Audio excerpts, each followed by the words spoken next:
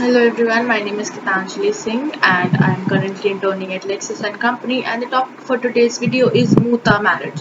Now we must understand what is Muta and how it is derived. The word Muta literally means enjoyment or use. It is a marriage of pleasure. It comes under Muslim law, Muta marriage, which is not being legalized, which is not being very famous, but yet famous in the lives of Muslim persons. It is a marriage for pleasure, for which a period of fixed time is known as temporary marriage. The institution of muta, which was fairly common in Arabia before and at the time of Prophet, is now not recognized by any school of Muslim law in India, except Ithana Asharia, Shiite, and Shia school. In practice, however, the institution of muta marriage is almost absolute in India. There are some essentials of the four essentials of muta marriage, which are formed. That is proper contract, which means declaration and acceptance. Thus, a man and may contract with a muta marriage with a woman professing the Mohammedan, Christian, or Jewish religion, or even if with fire worshipper, but does not with a woman following any religion. A Shia woman, however, cannot contract with a muta with non-Muslim women. Relations prohibited by affinity are also unlawful in such marriages. Which The term means that the period of cohabitation should be fixed, and which may be a day, a month, a year, or a terms of year. But it may be a fixed, like a contract of for some period of time. And the dar and meher ki rakam is really important. When the term and the dar are fixed, the contract is valid. If, however, the term is fixed but dower is not specified, the contract is void. Further, if the dower is specified and the term is not fixed, the contract void as muta may operate as a permanent marriage. Now, there are some legal incidents of muta marriage which it does not create a mutual rights or of inheritance between the man and the woman. Children conceived of the relationship are legitimate and can inherit from both the parents.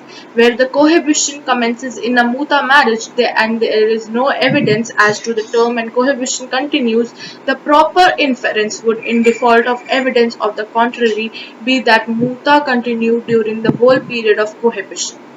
Children conceived during the period of muta marriage are legitimate and capable of inheritance. Where there is an evidence of the term but the cohabitation continues after the expiry of such term, the inference is that the term was extended and the children conceived during the extended term are legitimate, and it may become a proper marriage. A muta marriage is dissolved ipso facto by the expiry at the same time at the same fact by the expiry of the term. It dissolves then and there.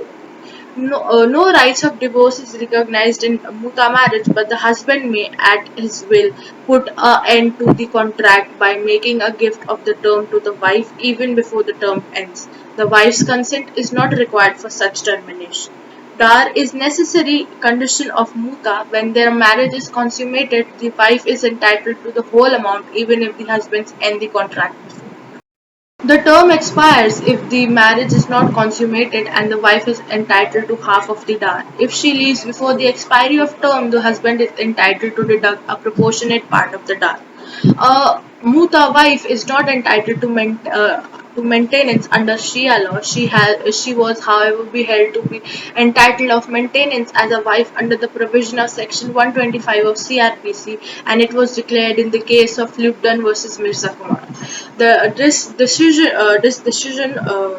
was is of doubtful authority according to Mullah, and because, as stated in Sharia ul Islam, the name of wife does not in reality apply to the woman contracted in now, a muta. A man may contract muta with any number of women as he may please, because it's a marriage of pleasure.